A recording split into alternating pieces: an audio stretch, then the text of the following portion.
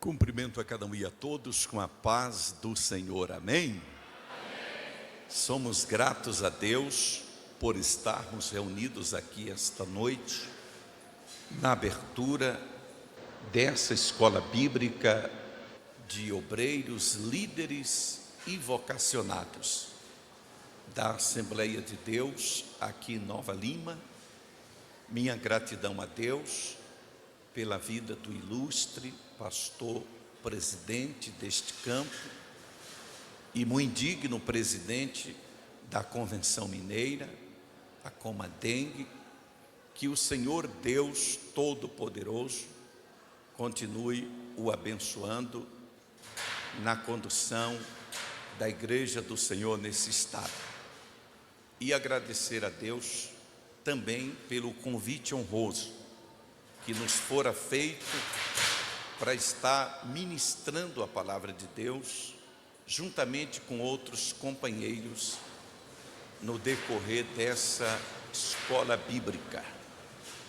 E trazer também a todos vocês um abraço do meu pastor presidente, pastor José Wellington Bezerra da Costa, que é o nosso presidente de honra da CGADB, e também o nosso querido pastor José Wellington Júnior, que é o presidente atual da Convenção Geral das Assembleias de Deus no Brasil.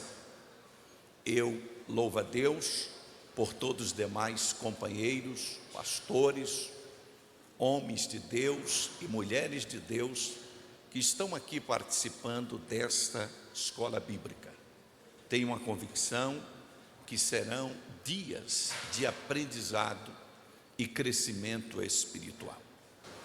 Queridos, o Deus que acalma o vento e a tempestade está conosco esta noite. Por isso nós estamos aqui reunidos esta noite para glorificar o Deus Todo-Poderoso, o Deus Pai de nosso Senhor e Salvador Jesus Cristo, que nos deu o Espírito Santo para habitar conosco, o Espírito da criação, o Espírito da redenção, o Espírito de santidade, o Espírito de instrução, o Espírito de capacitação, o Espírito de restauração, o Espírito de conquista, o Espírito de conforto, o Espírito de consolo, o Espírito de alegria, o Espírito de prudência, o Espírito de sabedoria, o Espírito de inteligência, o Espírito de entendimento, o Espírito de conselho, o Espírito de fortaleza, o Espírito do temor do Senhor, o Espírito do Senhor, o Espírito lá do alto, o Espírito de vida, o Espírito de amor, o Espírito de gozo, o Espírito de paz, o Espírito de longanimidade, o Espírito de benignidade, o Espírito de bondade, o Espírito de fidelidade, o Espírito de mansidão, o Espírito de temperança, o Espírito de moderação, o Espírito de glória, o Espírito de graça, o Espírito de vida, o Espírito Santo do Deus vivo. Quantos podem glorificá-lo? Levante a sua mão para o céu e solte aquele glória a Deus que está preso na sua garganta. Solte aquele aleluia que está entalado na sua alma e permaneça com as mãos levantadas por um minuto dando glória, por um minuto dando aleluia. Eu vou parar um minuto só para dar glória a Deus com vocês agora.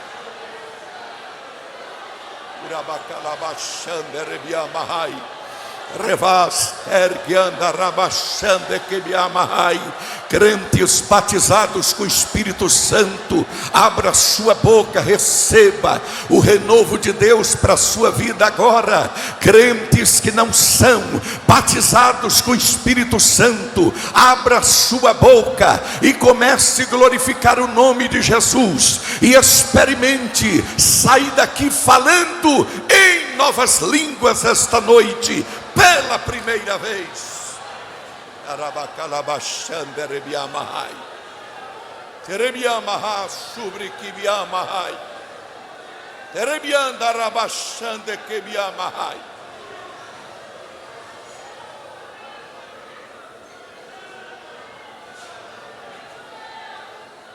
Urabashanda Rabakamahai.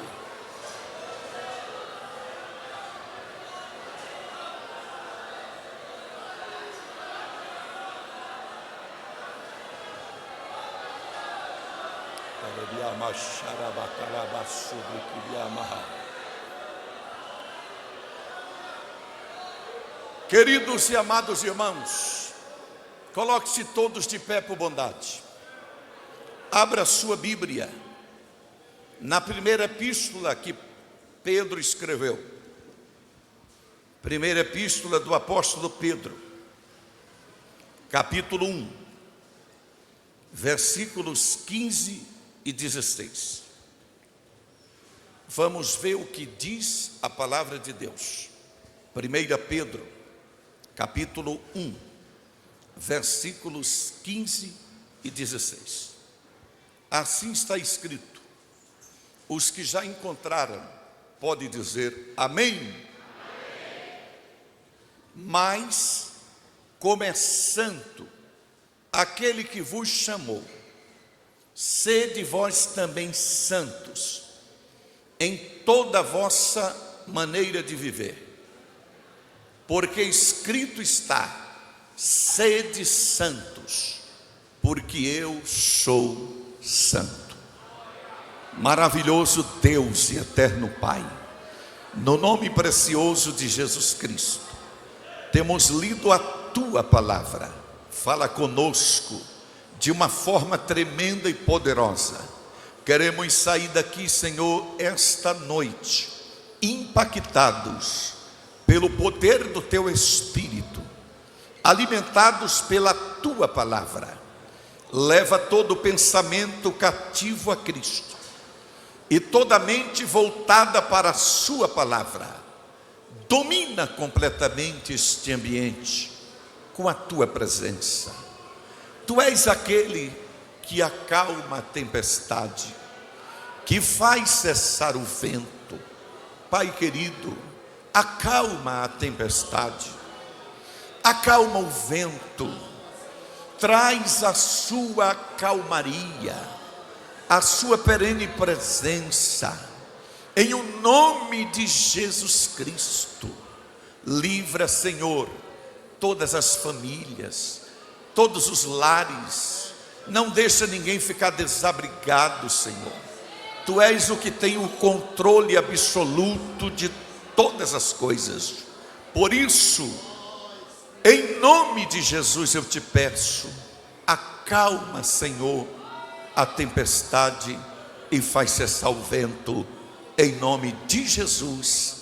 Aperte a mão da pessoa que está do seu lado e diga para ela: valeu a pena ter vindo aqui esta noite. Valeu a pena ter vindo aqui esta noite. Os que podem se assentar, assente-se, glorificando o nome do Senhor, porque Deus está presente conosco neste lugar. Nós já sentimos a sua glória. Eternamente Deus seja glorificado. Queridos e amados irmãos em Cristo Jesus, vocês que se inscreveram nesta conceituada escola bíblica de obreiros, líderes e vocacionados, receberam a sua pastinha, e aí você tem a apostilha com o tema dos assuntos de cada um dos palestrantes. E a mim me coube exatamente esse tema: como manter o padrão de santidade neste mundo pós-moderno. Em primeiro lugar, queridos, o que é um mundo pós-moderno? Quando começou esse chamado mundo pós-moderno? É importante compreender, queridos e amados irmãos, todo o processo de história da igreja, de história do povo de Deus. É importante compreender que, à medida que os anos vão se passando, vai surgindo novas tendências, vai surgindo novos hábitos, novos costumes, E a humanidade vem sofrendo muitas transformações ao longo dos anos. Desde a fundação da igreja, cada século, a igreja passou a enfrentar desafios próprios da sua época. Por exemplo, a igreja que nasceu no dia de Pentecostes era uma igreja santa, uma igreja que, quem lê Atos dos Apóstolos, capítulo 2, que nascimento maravilhoso foi o da igreja no dia de Pentecostes. A Bíblia diz que em cada alma havia temor, muitos milagres eram feitos pelos apóstolos, perseveravam na doutrina dos apóstolos, na comunhão, no partir do pão e nas orações. Era uma igreja que vivia uma vida de santidade, porque a santidade foi o que Deus sempre projetou para o seu povo, tanto da antiga aliança como da nova aliança. Aliás, queridos e amados irmãos, Deus não exige nada dos seus filhos que Ele não seja. Deus só exige santidade porque Ele é santo, só exige verdade porque Ele é verdadeiro, só exige justiça porque Ele é justo, só exige retidão porque Ele é reto, só exige pureza porque Ele é puro, só exige fidelidade porque Ele é fiel. Então Deus é santo em sentido absoluto. Por isso que Ele resgatou Israel com o objetivo de fazer de Israel uma nação santa. Aliás, Ele disse isso em Êxodo, capítulo 19, versículos 4 até o 6. Vejam como eu vos resgatei do Egito, como águia que voeja sobre os seus filhos, e vos libertei da opressão de Faraó, para que vocês sejam minha propriedade, e vocês, se ouvir a minha voz, serão um povo santo, uma nação santa, um sacerdócio real. O objetivo de Deus era tornar Israel um povo diferente de todas as demais nações, um povo diferente de todos os demais povos. Esse era o objetivo de Deus. E Deus resgatou Israel com mão forte e braço estendido, prometeu àquele povo uma terra, e Deus cumpriu, deu a eles a terra prometida. Mas, queridos e amados irmãos, durante a peregrinação no deserto, Deus ordenou que construísse um tabernáculo que tinha 3 divisões, que tinha o átrio, o santo lugar e o santíssimo.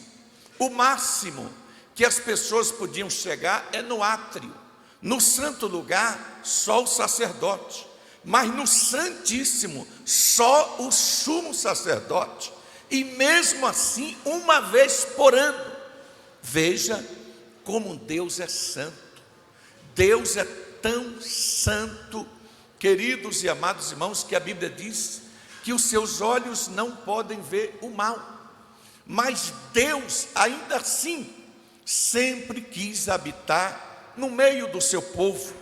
Por isso que Deus pediu para construir o tabernáculo, para que Ele pudesse habitar no meio dos filhos de Israel.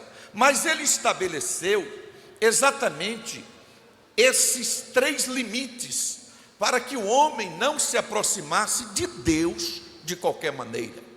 É tanto que todas as vezes que as pessoas se aproximaram de Deus de qualquer maneira, se deram mal. Vocês lembram dos sacerdotes Nadab e Abiú, filhos de Arão, que entrou no santo lugar oferecer fogo estranho? Saiu fogo de Deus e os 2 morreram, eletrocutados, ali dentro do tabernáculo, porque não respeitaram a santidade divina. Então, veja bem, queridos, Deus queria exatamente fazer de Israel um povo santo. Mesmo Israel falhando, fracassando, Deus nunca desistiu de Israel.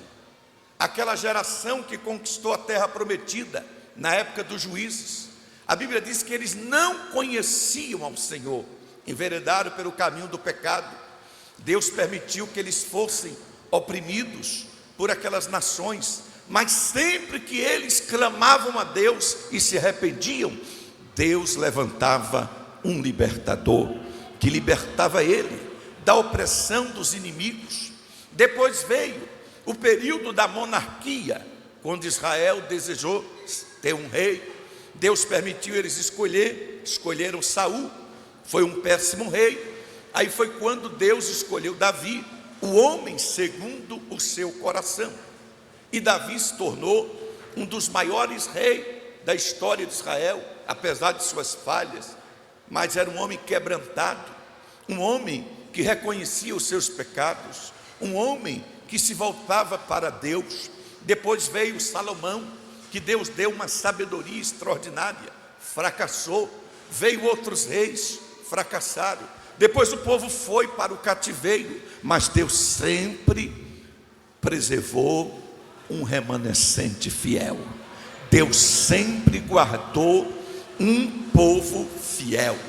Quando Elias pensou que só tinha sobrado ele, Deus disse: não, eu reservei 7.000 que não se dobraram diante de Baal. Então, em qualquer época da história, Deus sempre preservou um povo santo.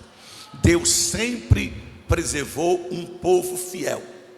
Resultado, queridos e amados irmãos, a Bíblia vai mostrar que quando Deus trouxe eles de volta do cativeiro, Deus foi preservando uma linhagem santa até a vinda do Senhor Jesus Cristo. Mas, meus queridos e amados irmãos, é importante compreender que ter uma vida de santidade no meio de uma geração pecaminosa não é fácil. Ser santo não é fácil. Ser santo é tão difícil, queridos, que Davi, em uma única oração, ele orou 3 vezes por pureza. Salmo 51, versículo 2: lava-me completamente da minha iniquidade, purifica-me do meu pecado. O Salmo 51, versículo 7: purifica-me com ensopo, ficarei limpo. Lava-me e ficarei mais alvo do que a neve. O 51, 10: cria em mim, ó Deus, um coração puro e renova em mim um espírito reto. 3 vezes. Ser santo é tão difícil que Jó, e olha quem é Jó. Jó foi um dos poucos homens que teve a coragem de dizer em Jó 31:6: pese-me Deus em balanças fiéis, e assim conhecerá a minha integridade. Mas Jó, é fácil ser santo? Ele vai dizer em Jó 9:31 a seguir: ainda que eu me lave com água de neve, ainda assim tu me submergirás no lodo, e as minhas próprias vestes me abominarão. Isso foi Jó. Ser santo é tão difícil que Salomão disse em Provérbios 20, versículo 9: quem pode dizer, purifiquei-me do meu pecado, limpo estou do meu pecado?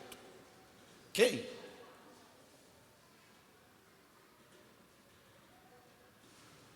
Aí alguém pode dizer eu. Aí Salomão vai te levar para Provérbios 30, versículo 12. a daqueles que se acham puros aos seus próprios olhos, mas que na verdade jamais foram lavados da sua imundícia.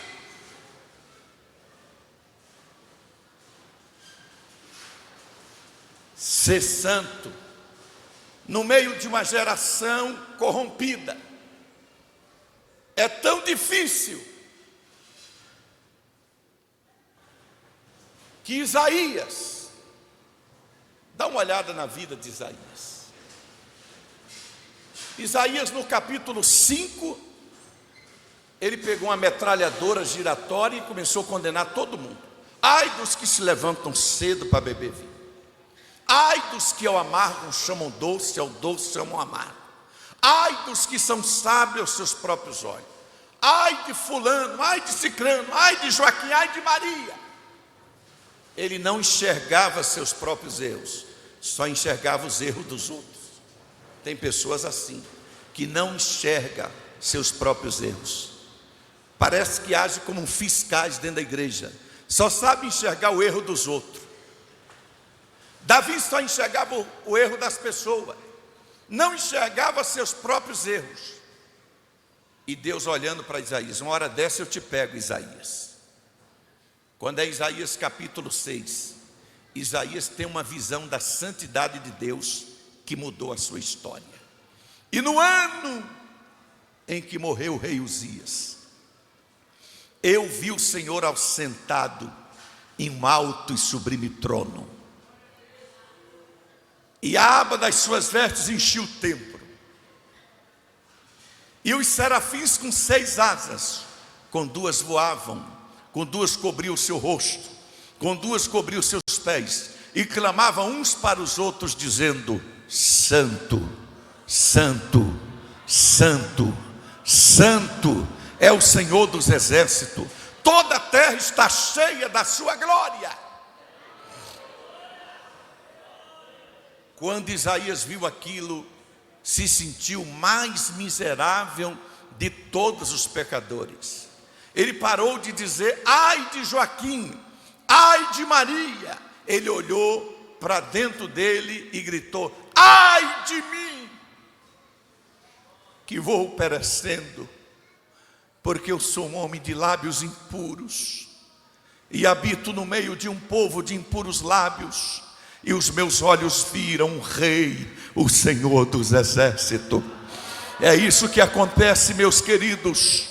Quanto mais o homem se aproxima de Deus, mais descobre que Deus é santo e que você é pecador. Quanto mais os homens se aproximam de Deus, mais descobre que Deus é grande e você é pequeno, que Deus é tudo e você não é nada.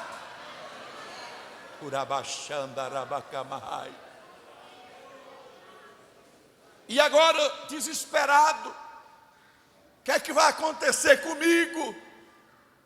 De repente, um dos serafins foi lá no altar de Deus e pegou uma brasa acesa, porque no altar de Deus não tem brasa apagada, no altar de Deus só tem brasa acesa. Esta noite Deus vai incendiar o seu altar. Oh, glória a Deus!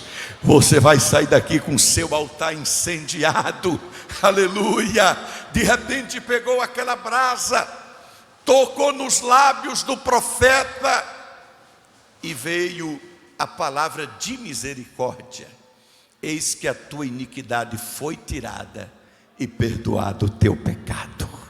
Porque o fogo de Deus não é para destruir o crente, o fogo de Deus é para purificar o crente, o fogo de Deus é para capacitar o crente, o fogo de Deus é para forjar o caráter do crente. Por que Deus tratou com Isaías daquela forma? Pode observar, os demais profetas narram a sua chamada no primeiro capítulo. Jeremias conta a sua chamada no primeiro capítulo. Ezequiel conta a sua chamada no primeiro capítulo. E todos os demais. Isaías é o único que só narra a sua chamada no 6º capítulo. Por quê? Já estava pregando, já era profeta. Saí pregando, mas não estava pronto ainda. Tem muita gente, pastor GG, que pensa que já está pronto. Pensa que é fácil. Ainda não aprendeu nem ser crente, acha que está pronto para ser pregador, para ser obreiro. Sai aí sem o mínimo preparo. Na próxima esquina o diabo dá uma rasteira nele, cai e mostra que ele não está pronto. Exatamente, o profeta Isaías pensou que estava pronto, mas ainda não estava pronto, porque só depois que ele passou pelo processo de purificação é que ecoou a voz dizendo: a quem enviarei? E quem há de ir por nós? Só depois de purificado, ele podia dizer: eis-me aqui, envia-me a mim. Aleluia. Sabe por que Deus precisava purificar o profeta antes dele iniciar o ministério? Sabe por quê? É porque a Bíblia fala em Números capítulo 19 e versículo 19 que só limpo poderia aspergir água sobre o imundo. Imundo não podia lavar outro imundo, só limpo podia lavar o imundo. Da mesma forma, meu querido, você trabalha com a palavra, e a palavra é pura.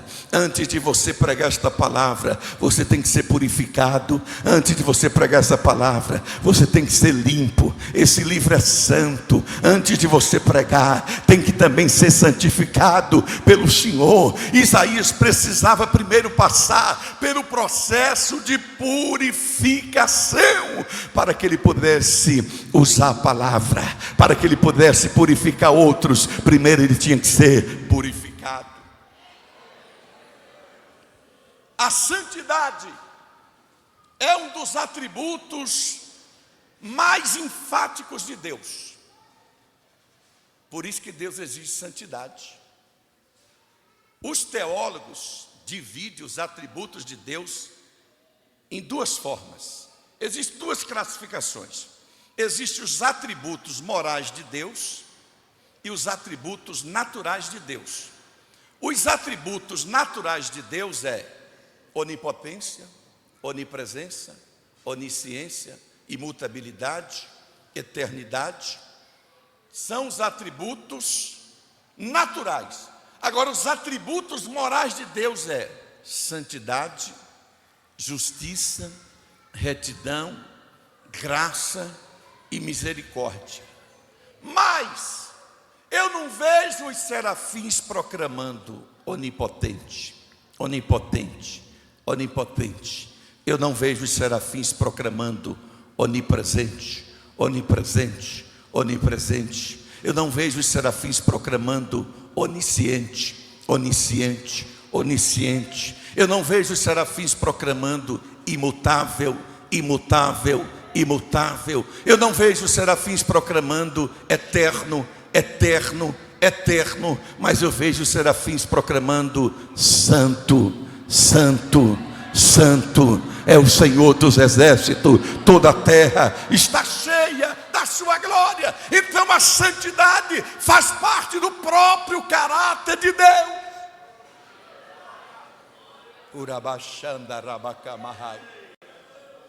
Oh, aleluia. Você sabia que enquanto eu estou pregando aqui, você está sendo santificado? Oh, aleluia. Enquanto eu estou pregando, você está sendo santificado, porque Jesus disse: Pai, santifica-os na verdade, a tua palavra é a verdade. Então Jesus disse ainda em João 15:5: vós estás limpo pela palavra que eu vos tenho falado. Enquanto eu estou pregando aqui, você está sendo limpo pela palavra, porque a palavra purifica, a palavra santifica, a palavra regenera, a palavra restaura, a palavra cura, a palavra transforma, a palavra viva, a palavra levanta, a palavra sustenta, a palavra alegra, a palavra restaura, a palavra consola, a palavra conforta, a palavra protege, a palavra orienta, a palavra guia, a palavra alimenta, a palavra ressuscita, a palavra dá vida, a palavra traz alegria, a palavra traz gozo, a palavra traz transformação, a palavra traz prosperidade, a palavra traz renovo, e você está sendo renovado pelo poder da palavra esta noite, e vai sair daqui impactado pelo poder da palavra.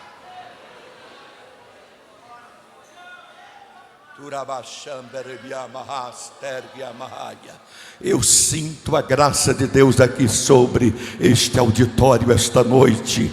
Eu sinto a unção do Espírito Santo sobre esta igreja esta noite. Aleluia. Eu não fico preso, queridos irmãos, à apostilha, só aos principais tópicos, porque não adianta eu chegar aqui e ficar lendo com vocês. Isso aqui vocês lêem em casa. Isso aqui é só uma base. Eu estou trazendo coisas novas para vocês. Aleluia. E eu tenho certeza que você vai sair daqui enriquecido pela palavra. O propósito de Deus sempre foi fazer de Israel um povo santo. Mas aí Israel rejeitou o Messias. Aí Deus passou a tratar com a igreja. E o propósito de Deus também com a igreja é que seja uma igreja santa. Paulo diz que nós fomos chamados para ser santos. E a igreja do primeiro século, ela experimentou um avivamento extraordinário. O primeiro século foi o século apostólico, o século do avivamento. Mas vai escutando a trajetória, vocês vão mergulhar comigo agora na história da igreja e vão entender quando começou o tempo pós-moderno. Aí veio o segundo século, não era mais aquela igreja avivada. Olha como muda rápido, pastor, de um século para o outro. O século segundo, quando morreu João, o último apóstolo, a igreja do segundo século já não era aquela mesma do primeiro. Era uma igreja diferente, já não era mais aquela igreja tão avivada. A letra, o conhecimento começou a superar o avivamento. Começou o período dos apologistas. Aí levantou Justino Marte, né? Grande apologista. Aí levantou Irineu, bispo de Lyon, apologista.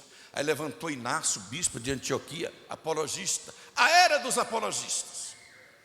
Aí veio o terceiro século, a era do conhecimento teológico. Surgiu as primeiras escolas teológicas. A de Alexandria foi a primeira, fundada por Clemente de Alexandria e pelo seu discípulo Origenes. Depois surgiu a Escola Teológica do Ocidente, fundada por Tertuliano em Cartago, na África. E aí começou, meu amigo, uma mistura de filosofia com teologia. Origenes se encantou com os filósofos da Grécia, se encantou com Platão. Aí começou a trazer o platonismo para interpretar a Bíblia alegoricamente. Aí a regra básica da hermenêutica é a interpretação histórico-gramatical da Bíblia. Mas aí eles passaram a interpretar ela filosoficamente. Começou a trazer uma linguagem alegórica importada lá da filosofia para interpretar a Bíblia. Aí passou a interpretar a Bíblia alegoricamente. Não, isso aqui tudo é alegórico, tudo isso aqui é simbólico. O milênio, não, isso aqui não é 1000 anos literais, isso aqui é simbólico. Passou a dar uma interpretação equivocada. Aí levanta Tertuliano, excelente teólogo, sou fã dele, e dá um grito e diz assim: o que tem a ver Atenas com Jerusalém? Atenas tem filosofia, Jerusalém tem teologia. Atenas tem letra, Jerusalém tem unção. Nós não precisamos importar os elementos do paganismo, da filosofia, para entender a Bíblia. Aí veio o período patrístico, período dos grandes teólogos. Aí veio Agostinho, aí veio Ambrósio, né? Aí entramos agora no 5º século. A igreja já não era mais aquela igreja do 1º século. Começou a se tornar formalista. O mundanismo foi entrando na igreja.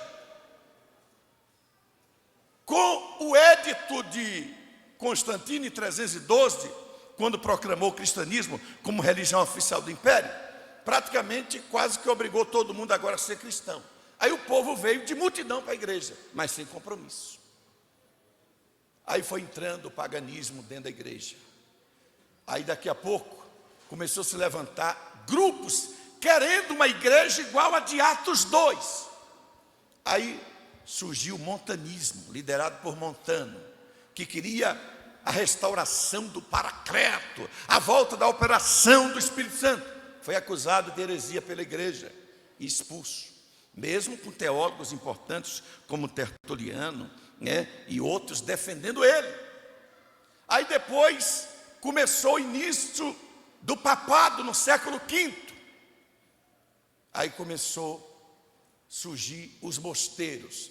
Os mosteiros, de certa forma, eram os monges repugnando a frieza da igreja e querendo ir para os lugares desertos, se voltar para Deus. Aí de repente começou, queridos, o período de silêncio do Espírito Santo. 1000 anos de silêncio sem o Espírito Santo falar com a igreja, porque o paganismo tomou conta, o pecado tomou conta, e o Espírito Santo, ele já tem o nome de Santo. Mas mesmo assim, Deus nunca abandonou sua igreja. Aí começou a aparecer os movimentos pré-reformadores. Aí Deus levanta Pedro Valdo, líder dos valdenses, no século XII, quando começou a pregar por toda a França, almejando que a igreja voltasse a ser aquela igreja de Atos dos Apóstolos, voltasse a ser uma igreja santa. Aí veio o século IV, Deus levanta John Wycliffe, e ele traduz a Bíblia para o inglês, e começa a questionar as decisões do Papa. Aí de repente Deus levanta Jerônimo Savonarola, lá, queridos irmãos, em Florença, na Itália, João Hus, lá na Boêmia, queridos, questionando aquele paganismo que tinha tomado conta da igreja. Aí de repente, queridos e amados irmãos, o Papa ordena que João Hus fosse queimado em praça pública, só porque condenava as práticas pecaminosas dentro da igreja católica. Era um grito de santidade, porque o Salmo 93:5 diz: a tua casa convém santidade, Senhor. Todos que iam para a sede do Vaticano voltavam decepcionados de tanto paganismo. E quando mandou queimar João Hus, só porque denunciava as práticas de Roma em praça pública, Hus quer dizer na língua boêmia ganso. Na hora que estava levando ele para ser queimado, os soldados ainda zombaram: hoje nós vamos assar um ganso. Mas ele disse assim: hoje vocês estão assando um ganso, mas daqui 100 anos Deus vai levantar um cisne, e esses vocês não vão conseguir assar. Aleluia. 100 anos depois, Deus levanta Martinho Lutero. Aleluia. O cisne profetizado por João Hus. E quando ele está lá, queridos irmãos, numa biblioteca em Wittenberg, na Alemanha, no convento de Santo Agostinho, ele encontra uma Bíblia empoeirada. Abre Romanos 1,17, mas o justo viverá da fé. Aleluia. Enquanto a igreja católica dizia que a justificação era pelas obras, dizia: não, a justificação é pela fé. Montou as suas 95 teses, as fixou lá na Catedral de Wittenberg, na Alemanha, no dia 31 de outubro de 1517. Começou a reforma na igreja. Deus levanta Eurico Zwingli na Suíça, levanta John Knox na Escócia. Deus levanta agora, queridos e amados irmãos, John Wesley na Inglaterra. O avivamento começa a soprar na igreja, e o grito de santidade volta a ecoar na igreja. Presta atenção, vocês vão dar glória. De repente, no século 18, 3 jovens universitários, pastor GG, vai estudar na Universidade de Oxford. Grave bem, vocês vão entender que o pentecostalismo, que nasceu a Assembleia de Deus, começou em um movimento chamado Movimento de Santidade. Quais são esses 3 jovens? John Wesley, Carlos Wesley e George Whitefield. E eles resolvem montar um clube dentro da Universidade de Oxford chamado Clube Santo. Só podia fazer parte desse clube quem aceitasse o desafio de orar 2 horas por dia e ler a Bíblia no mínimo 1 hora por dia, e ainda ajudar os pobres. Como é uma tarefa não fácil, diz que o grupo nunca passou de 15 membros. Mas Deus se agradou tanto da atitude deles, que um dia eles estavam orando de madrugada e foram visitados pelo poder de Deus, a ponto de caírem no chão, rolando de tanto que era a presença de Deus, aleluia. E exatamente desta visitação do Espírito Santo nasceu nada mais, nada menos do que 3 pregadores que impactaram o mundo no século 18. John Wesley, que impactou a Inglaterra; Carlos Wesley, o seu irmão, que formavam uma dupla. Enquanto John Wesley pregava, Carlos Wesley cantava, aleluia. E Deus levanta George Whitefield, o pregador das multidões ao ar livre. Era um homem que tinha tanta graça de Deus para pregar, que os historiadores dizem que quando ele começava a pregar, quem estava passando montado a cavalo parava, descia do cavalo e caía de joelho no chão, chorando. E pessoas se convertiam com medo de ir para o inferno, porque ali tinha um homem tomado pela glória de Deus, que vivia uma vida de santidade. Foi para os Estados Unidos, se juntou a Jonathan Edwards e começou o grande despertamento americano, que impactou os Estados Unidos da América. Ele e Jonathan Edwards, naquela mensagem que ele pregou, pecadores das mãos de um Deus irado, as pessoas grudavam na coluna do templo, desesperada: Senhor, tem misericórdia, não deixa eu ir para o inferno, não. Está faltando essas mensagens. Hoje em dia, muitos pregadores só querem pregar mensagem que massageia o ego das pessoas, mensagem de autoajuda. Na verdade, estão dando para você um paliativo que não causa nenhuma mudança. Tem pastores aí hoje em dia, então uma briga nas redes sociais, né? Para ver quem tem o maior número de seguidores, quando na verdade o seu maior objetivo não é ter o maior número de seguidores, é levar o maior número de seguidores a Cristo. Aleluia. Você tem que buscar seguidores para Cristo, aleluia. Mas alguns, queridos e amados irmãos, estão investindo, que vive 24 horas em torno disso, e cobra até ingresso para você ouvir só mensagens que amassageiam o ego. Já estão sendo batizados de pastores comfort, né? Prega uma mensagem para você se sentir confortável, sentado na sua cadeira, mas não causa nenhuma mudança, nenhuma transformação. Deus está precisando voltar a levantar nesse século João Batista, que grite com autoridade: raça de víbora, arrependei-vos e crede no Evangelho. Ninguém mais quer pregar sobre santidade, porque santidade confronta o pecado, santidade leva a igreja a fazer uma reflexão: como está a sua vida?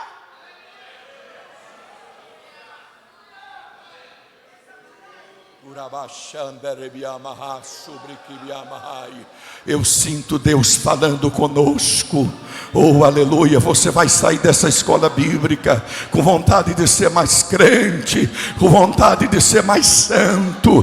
Deus está preparando a igreja para o arrebatamento, mas Ele vai vir buscar uma igreja santa, porque Ele é santo, o seu nome é santo, a sua palavra é santa, o seu povo é santo, a cidade é santa, o céu é santo, seu mandamento é santo, seus preceitos são santos, o seu altar é santo, tudo dele é santo.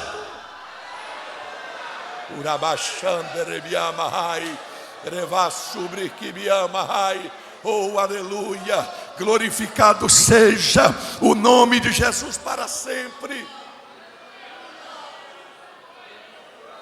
De repente, aquele movimento que começou como um clube santo com apenas 3 jovens, virou holiness, movimento de santidade.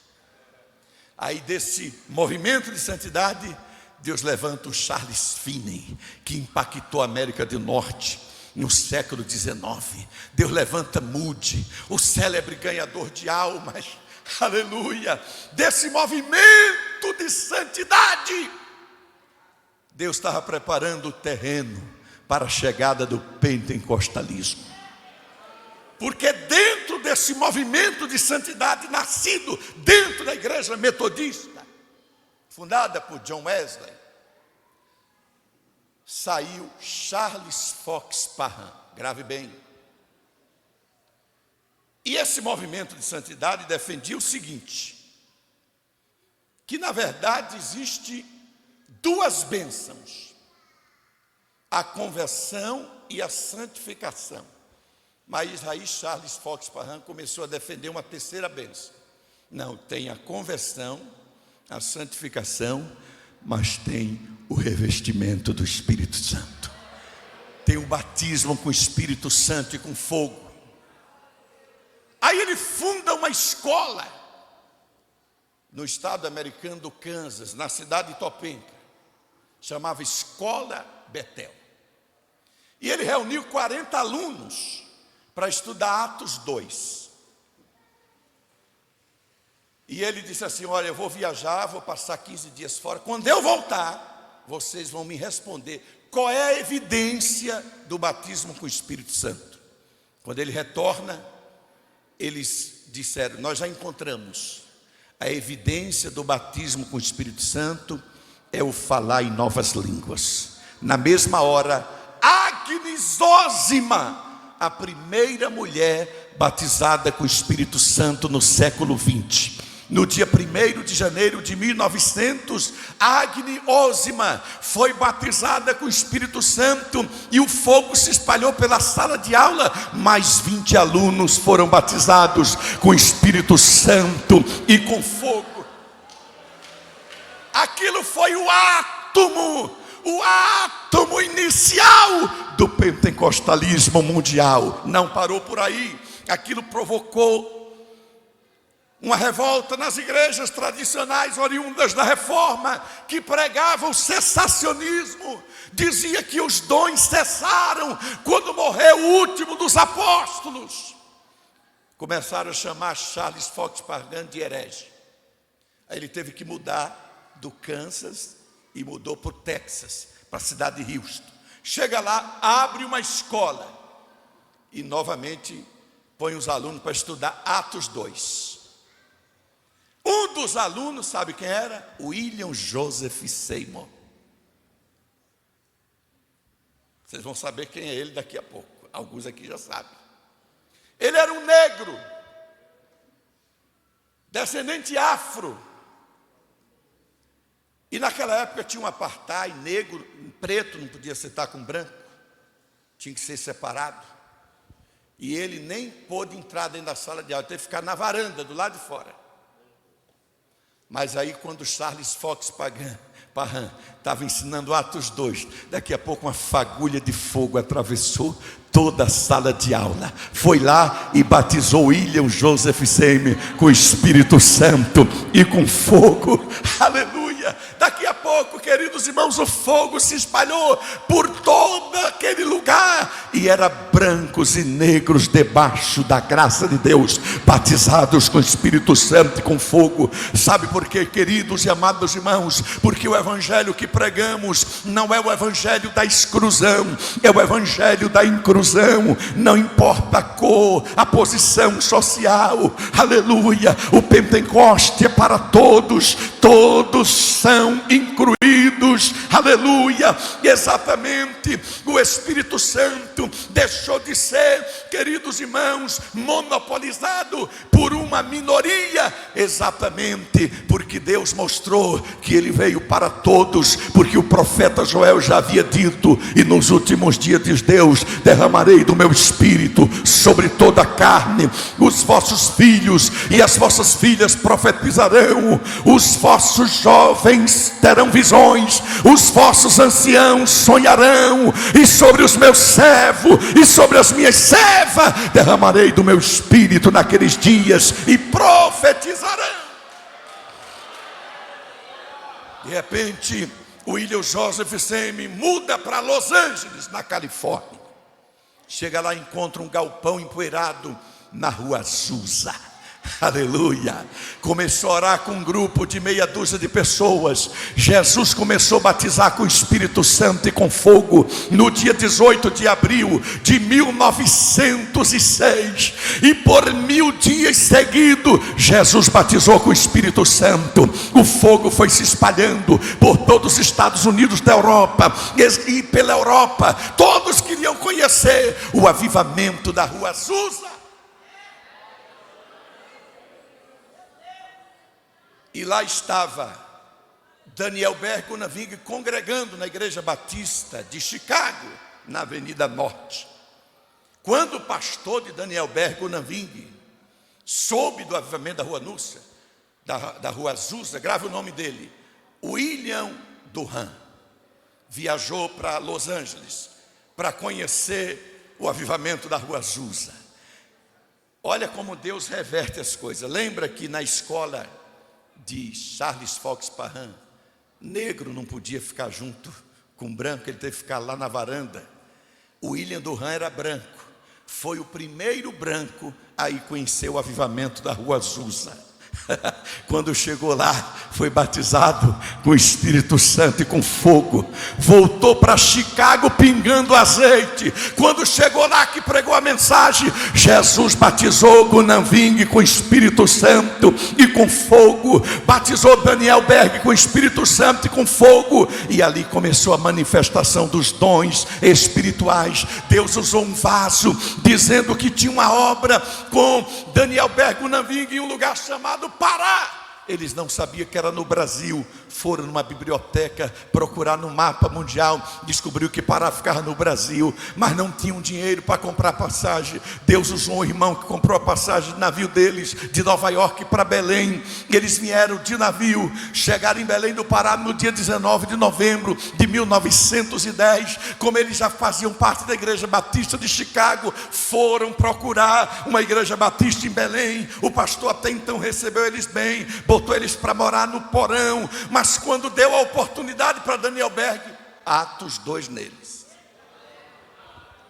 Todo mundo se alegrou, já foi uma mensagem mais calorosa, mas o pastor ficou com o pé atrás, já não gostou. Aí, de repente, queridos, expulsou do porão os 2 missionários e 18 crentes que congregavam. Acompanhou também, um deles chamava o irmão Henrique. O irmão Henrique chegou para Daniel Berg Unaving e diz: olha, não se preocupe, lá em nossa casa tem um quartinho do profeta.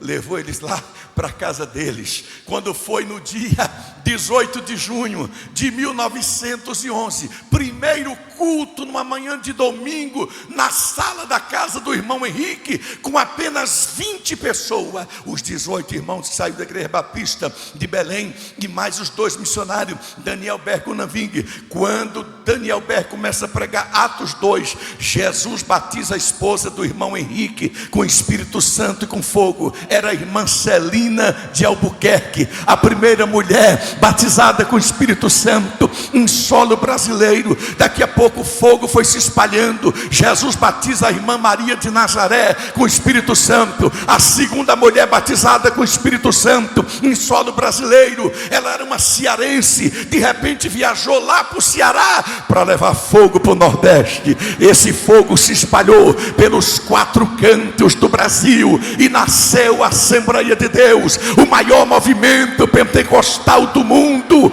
e ninguém mais vai conseguir deter a marcha dessa igreja.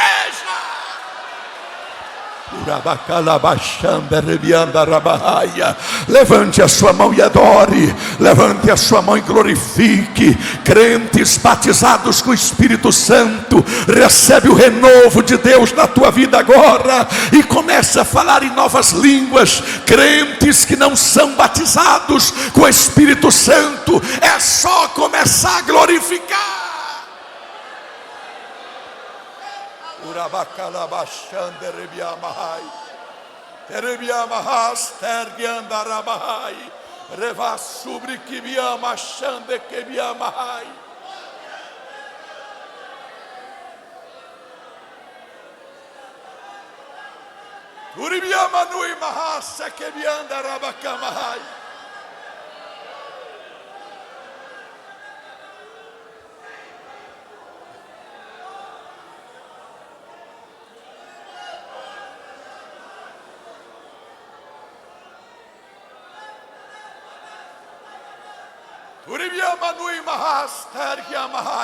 Há uma unção sobrenatural sobre este lugar.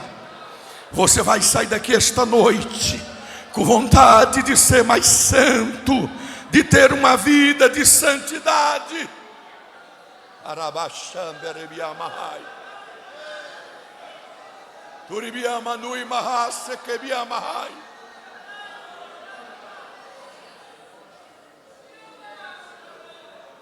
E quando, pastor, começou o período pós-moderno, até a década de 60 do século 20, vocês percebiam que as pessoas ainda preservavam os valores morais. Bastava o pai olhar para o filho, ele já entendia. Criança não entrava em conversa de adulto. Aí depois chegou na década de 60, aí veio o movimento hippie, surgimento do rock, que eles diziam que tinham que se libertar da dureza, que os pais eram uma disciplina rígida, a religião era muito rígida, só cobrava. Eles queriam liberdade. Aí começou a era pós-moderna. A quebra dos valores morais. Aí começou o surgimento dos meios de comunicação, da televisão, os formadores de opinião, quebra de conceitos. Começou o liberalismo, até na teologia, as faculdades começaram a adotar o liberalismo teológico. De repente, a Bíblia deixou de ser a palavra de Deus para ser apenas um livro que contém a palavra de Deus. Aí de repente, devagarzinho, o mundo foi entrando na igreja. A igreja que antes não se conformava com este mundo, que é o que Paulo diz: não vos conformeis com este mundo, mas transformai-vos pela renovação do vosso entendimento. Mas agora, pelo contrário, nós estamos adequando ao mundo. O mundanismo está entrando dentro da igreja.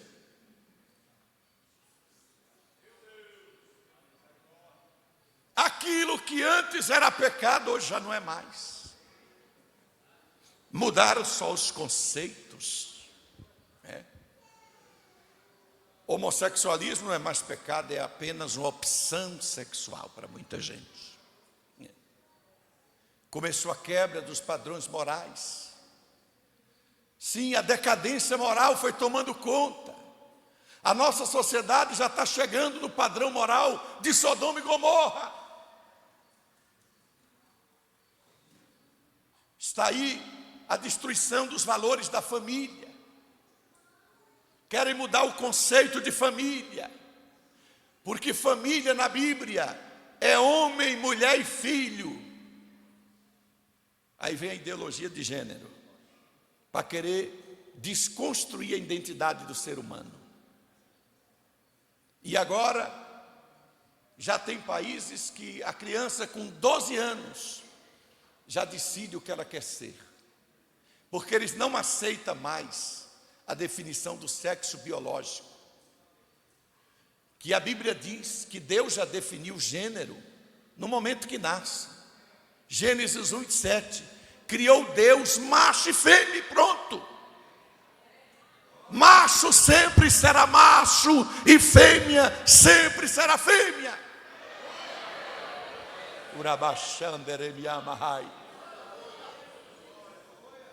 Deus definiu. Aí vem os liberais e diz: não é pelo nascimento que se determina o gênero é uma construção social, depois é que as pessoas decidem o que querem ser, e no fundo as pessoas estão perdendo a sua identidade. Tem alguns que estão tendo comportamento de besta, de animal. Quer dizer, agora, já tem uns que já não se definem nem como masculino, nem como feminino, é binário, não binário. De repente, alguns agora dizem: não, se eu quiser ser um cachorro, aí está com comportamento de cachorro, andando de 4. Outros já disse que quer ser um leão, começa a urrar que nem um leão. Está assim. Na verdade, o que Satanás quer é cortar o elo do homem com Deus. É para que o homem não creia que Deus o criou, e sim que ele veio exatamente do macaco. É uma desconstrução. A teoria da evolução é a maior mentira que Satanás arrumou. É tão verdade que os grandes cientistas dizem que ela até hoje não pode se sustentar. Sabe por quê? O que é que ela ensina? Ela ensina que as espécies evoluíram e que o macaco evoluiu até ser humano. Agora eu pergunto, se os macacos evoluíram, por que tem macaco? Eles não já viraram? A gente não é os macacos de antes? Ora, se o macaco evoluiu até ser o Homo sapiens, né, o homem sábio, então não era para ter mais macaco. Pelo contrário, tem macaco de tudo quanto é espécie, porque a Bíblia diz que Deus criou cada um segundo a sua espécie, e o homem foi criado à imagem e semelhança de Deus. Meu irmão, você não veio do macaco, não, você veio de Deus, você tem o DNA de Deus. Aleluia, é por isso que o seu caráter é santo, porque Deus veio santificar todo o nosso espírito, alma e corpo. Deus exige santidade dos seus filhos, porque você é diferente dos animais. Deus te chamou para ser santo. Bendito seja o nome do Senhor para sempre. Nós fomos escolhidos para ser santo. Aqui na página 5 diz que a santificação é uma condição indispensável para vermos ao Senhor. O maior sonho do homem é ver Deus um dia. Quem é que tem esse sonho aqui? Levante sua mão. Esse é o maior sonho do homem. Mas seja sincero, olhe para o seu irmão e diga para ele: sem santificação você nunca vai realizar esse sonho. Pode dizer para ele com toda a sinceridade: sem santificação você nunca vai realizar esse sonho, porque a palavra de Deus diz claramente: sem santificação ninguém verá o Senhor. Aleluia. Então, meu querido, é só com santificação. Agora, claro, não existe santificação automática. Tem gente que pensa, né, que a santificação é automática. A santificação é progressiva. Aí é onde, pastor, a gente incorreu em muitos erros, né? De, às vezes, uma irmã aceita Jesus, vem de calça, de brinco, né? Aí no outro dia ela vem para a igreja, aqueles irmãos, né? Santarrão, chega, você agora é crente, você não pode mais vir de calça. A pobre da mulher não tem nem saia, toda a vida dela ela usou calça, ela só tem calça, mas ele acha que da noite para o dia ela tem que aparecer aqui, parecendo um crente com saia lá. Não, meu querido, tem que ser com amor, tem que ser com jeito, porque a santificação é progressiva, aleluia. Cada dia Deus vai nos santificando, meu querido e amados irmãos. É o próprio Deus que opera em nós o processo de santificação. Quando a pessoa se converte, é um bebê, tem que ensinar ela a caminhar, tem que ensinar a andar com muito amor, porque quantas pessoas foram expulsas da igreja, porque às vezes o irmão, o santarrão, porque existe uma diferença entre ser santo e santarrão. O santarrão é aquele que só enxerga defeito nos outros, né? Ele é santo, né? Perfeito, só os outros têm defeito. Mas, querido e amado irmão, o verdadeiro santo, nem ele se acha santo, é o próprio Deus que diz santo. Aleluia, nós fomos santificados por Ele, aleluia. É tanto que a palavra de Deus diz lá em Levítico 20, versículo 8: eu sou Yahvé Mekadissi, o Senhor que vos santifica. Bata no nome do seu irmão e diga para ele: é o Senhor que nos santifica, é o Senhor que te santifica. Você vai sair daqui santificado pelo Senhor, aleluia. Exatamente, porque é a santificação sem a qual ninguém verá o Senhor, aleluia. Na página 6, queridos e amados irmãos, Deus exige um padrão de santidade na vida do obreiro. O obreiro deve ser exemplo de santidade. Sabe por que o obreiro deve ser exemplo de santidade? Porque a Bíblia diz lá em Êxodo 28, 36, que o sumo sacerdote deveria ter na testa dele um sinete, uma coroa de santidade, que estava escrito: santidade ao Senhor. Era uma espécie de placa de ouro e estava desenhado: santidade ao Senhor. Quando a pessoa olhava para o ouro, porque Deus mandou que fosse numa coroa de ouro, porque o ouro ia chamar a atenção, mas o que Deus queria, na verdade, não era que a pessoa admirasse o ouro, mas chamasse a atenção para aquela frase: santidade ao Senhor. Aleluia, porque o obreiro tinha que ter na mente dele que ele tinha que ser exemplo de santidade. Na página 7, Deus exige um padrão de santidade também na família do obreiro. A família do obreiro também deve ser um exemplo de santidade, mas Deus sempre cobra santidade daqueles que se aproximam dele. É tanto que a Bíblia vai dizer lá em Gênesis capítulo 35, que Deus chegou para Jacó e disse: Jacó, vai até Betel e levanta um altar ao Deus que te apareceu quando você fugia da presença do seu irmão. Mas antes disso, santifica a tua família. Aí a Bíblia diz que Jacó reuniu a família, mandou arrancar todas aquelas apetrechos, todas aquelas amuletos supersticiosos. E Raquel tinha roubado os ídolos do pai, ainda estava presa em idolatria do pai,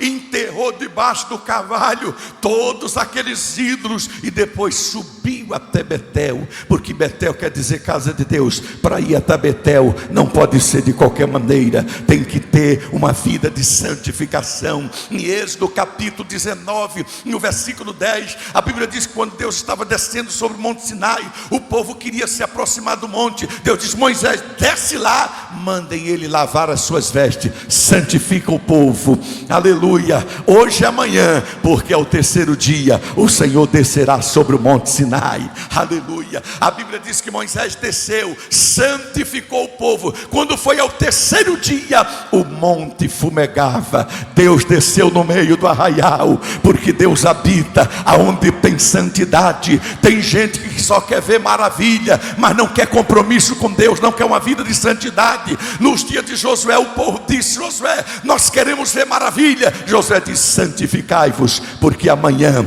o Senhor fará maravilha no meio de vós. Você vai sair daqui esta noite santificado pelo Senhor. Sabe por quê? Porque está escrito em Levítico capítulo 19, no versículo 2: falarás aos filhos de Israel: ser-me-eis santo, porque eu, Senhor, sou santo. Você vai sair daqui santificado, porque está escrito em 1 Crônicas, no capítulo 15, no versículo 12 em diante, que Davi disse aos levitas: santificai-vos, e vocês devem transportar a arca do Senhor. Porque na primeira vez nós tentamos transportar a arca do Senhor de qualquer maneira, e usar de forma irreverente, tocou na arca e morreu na hora. Porque você não pode se aproximar de Deus de qualquer maneira, então vocês têm que santificar. E a Bíblia diz que os levitas se santificaram quando ia transportando a arca do Senhor. Dava um passo e adorava, dava outro passo, sacrificava, e foi uma entrada triunfante da arca da aliança em Jerusalém, porque o povo havia se santificado. Está escrito em 2 Crônicas capítulo 29, no versículo 5, aleluia, que Ezequias reuniu os levitas na praça e disse: santificai-vos, tirai do santuário a imundícia. Oh, aleluia. Está escrito no Salmo 93, versículo 5: a tua casa convém santidade, Senhor, para todo sempre. Está escrito no Salmo 96 e no versículo 9: adorai ao Senhor na beleza da sua santidade. Você vai sair daqui esta noite santificado pela palavra, porque está escrito em Lucas capítulo 1, no versículo 75, que nós devemos viver diante de Deus em santidade e justiça todos os dias. Jesus disse em João capítulo 17 e versículo 17: Pai, santifica-os na verdade, a tua palavra é a verdade. Está escrito em Atos capítulo 26 e versículo 18 que nós nos convertemos das trevas para a luz, da potestade de Satanás para Deus, a fim de recebermos herança entre os que pela fé são santificados em Cristo. Está escrito em Romanos capítulo 6 e versículo 22 que agora, porém, libertados do pecado, transformados em servos de Deus, tende o vosso fruto para a santificação e por fim a vida eterna. Paulo fala em 1 Coríntios capítulo 6 e versículo 11: tais foste alguns de vós, mas fostes lavado, justificado, santificado em o nome do Senhor Jesus Cristo e no Espírito do nosso Deus. Está escrito em 2 Coríntios capítulo 7 e versículo 1: tendo pois, ó amado, tais promessas, nos purifiquemos de toda impureza, tanto da carne como do Espírito, aperfeiçoando a nossa santidade no temor de Deus. Está escrito em 2 Coríntios capítulo 11 e versículo 2: estou zeloso de vós, visto que vos tenho preparado para vos apresentar como virgem pura a um só esposo, que é Cristo. Está escrito em Efésios capítulo 4 e versículo 24 que devemos nos revestir do novo homem, criado criado segundo Deus, em justiça e santidade, procedente da verdade. Está escrito em Efésios capítulo 5 e versículo 26, que a igreja foi santificada e purificada por meio da lavagem da água pela palavra, a fim de apresentada como igreja pura, santa, sem mácula e sem defeito. Está escrito em Colossenses capítulo 1 e versículo 22 que Ele nos reconciliou mediante o corpo da sua carne, para nos apresentarmos a Ele santo, inculpáveis e irrepreensíveis. Está escrito em Filipenses capítulo 2 e versículo 15 que devemos ser sinceros, inculpáveis, filhos de Deus, no meio de uma geração corrompida e perversa, na qual resplandeceis como luzeiros do mundo.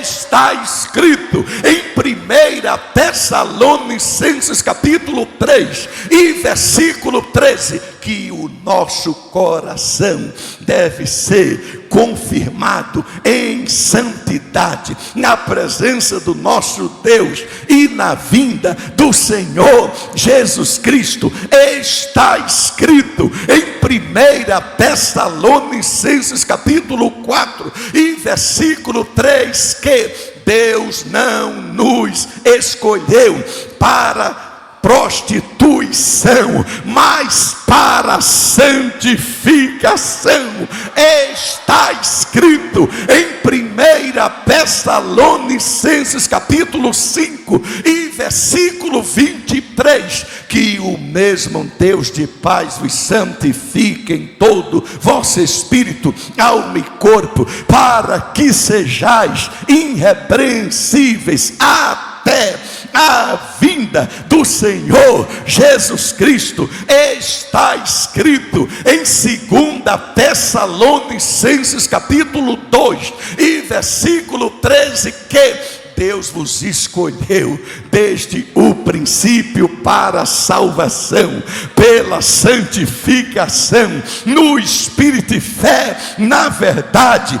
Está escrito em 2 Timóteu capítulo 2 e versículo 21, quem assim mesmo se purificar desses erros será vaso santo, útil ao seu possuidor, estando preparado para toda boa obra. Está escrito em Tito capítulo 2 e versículo 13 e 14 que devemos aguardar a bem-aventurada esperança e o aparecimento da glória do grande Deus e Salvador Jesus Cristo, que assim mesmo se deu por nós para purificar para si um povo seu especial e zeloso de boas obras.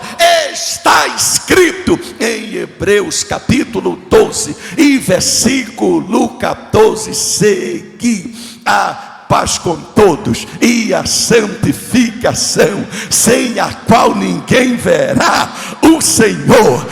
Está escrito em 1 Pedro capítulo 1 e versículo 16: escrito está: sede santo, porque eu, o Senhor, sou santo. Está escrito em Apocalipse capítulo 22 e versículo 11: quem é sujo, suje-se ainda.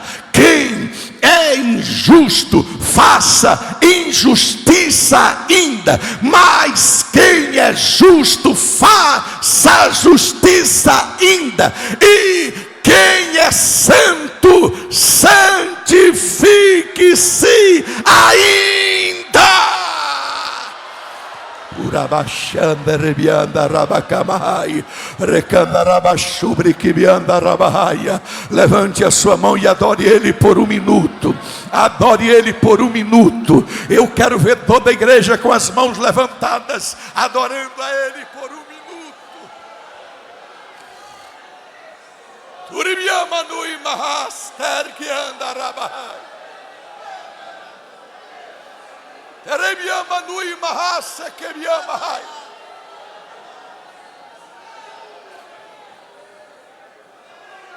Uribiama nui mahase que biama hai.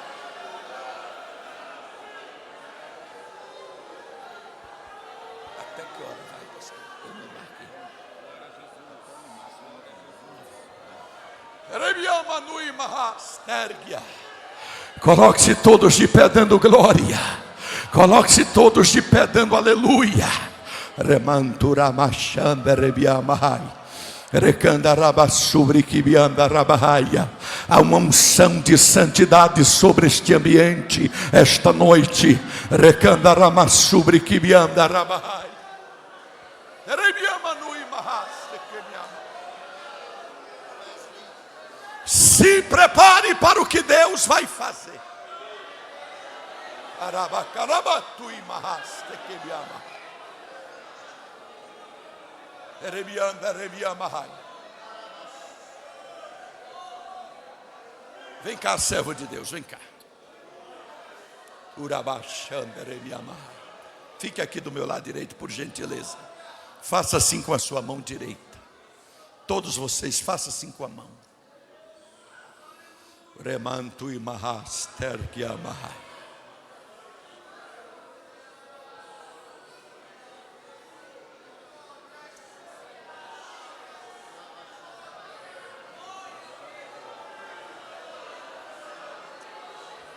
Atos 19:11. Deus, pelas mãos de Paulo, fazia milagres extraordinários. Deus vai começar a fazer milagre pelas suas mãos. Como prova que Ele vai fazer isso, eu vou pedir para Deus colocar uma brasa de fogo na palma da sua mão. Vai ter crente aqui que a mão vai ficar quente pegando fogo. Agora tem uma coisa. A partir de hoje, aonde você colocar a mão haverá cura. Aonde você colocar a mão haverá milagre. Aonde você colocar a mão haverá renovo. Haverá batismo com o Espírito Santo.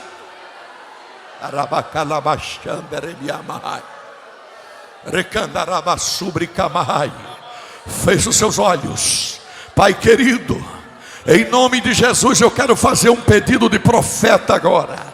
Aonde houver um crente dando glória neste santuário, aonde houver um crente dando aleluia, aonde houver um crente com a palma da mão aberta, como prova que tu vai usar muito este crente a partir de hoje, coloca uma brasa de fogo do teu altar na palma da mão deste crente.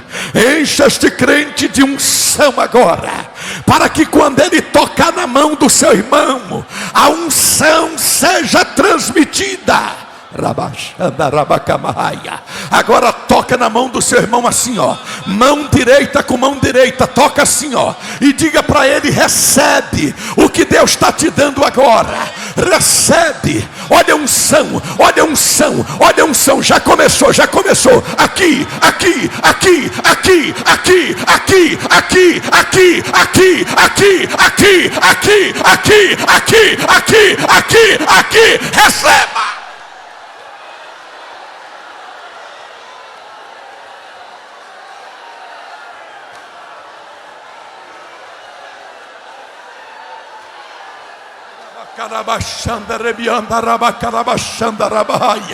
Deixa a glória de Deus encher tua vida. Olha a unção, olha a unção, olha a unção, olha a unção, olha a unção, olha a unção. Isso é a unção do Espírito Santo.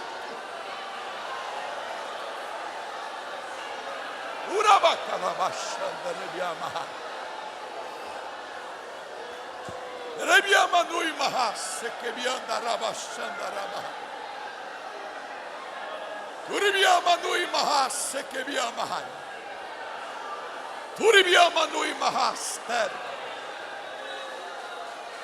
Deus vai derramar uma unção contagiante agora. Pegue na mão da pessoa que está do seu lado.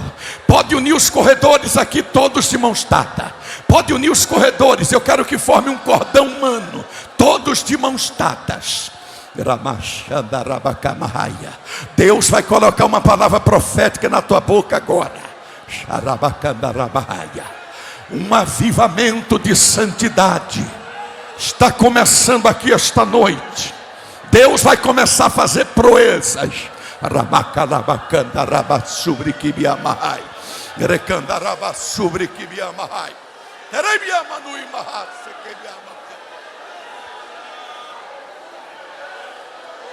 Feche os seus olhos.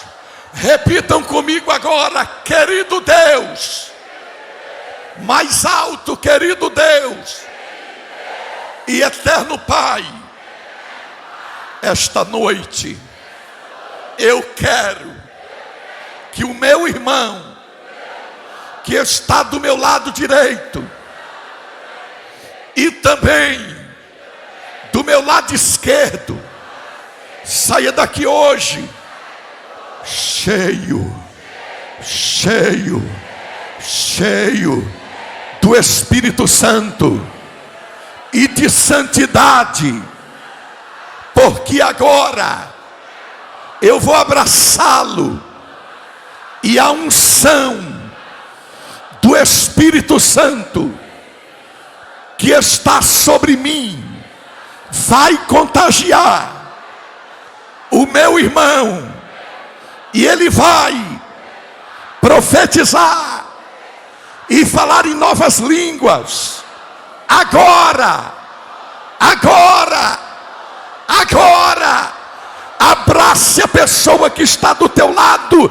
Gaste pelo menos 2 minutos orando pelo seu irmão e sejam impactados pelo poder do Espírito Santo agora.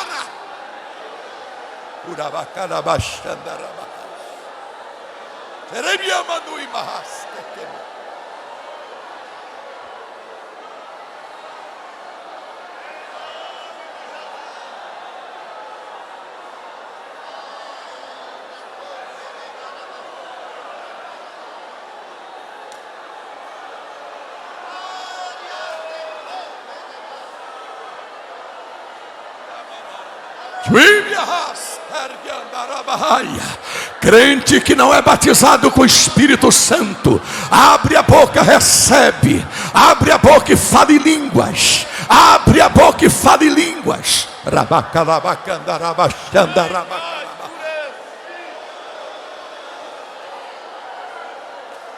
Esse é o verdadeiro avivamento, nascido da palavra. Urabacalabacanda rabachanda rabah. Tribias tergia.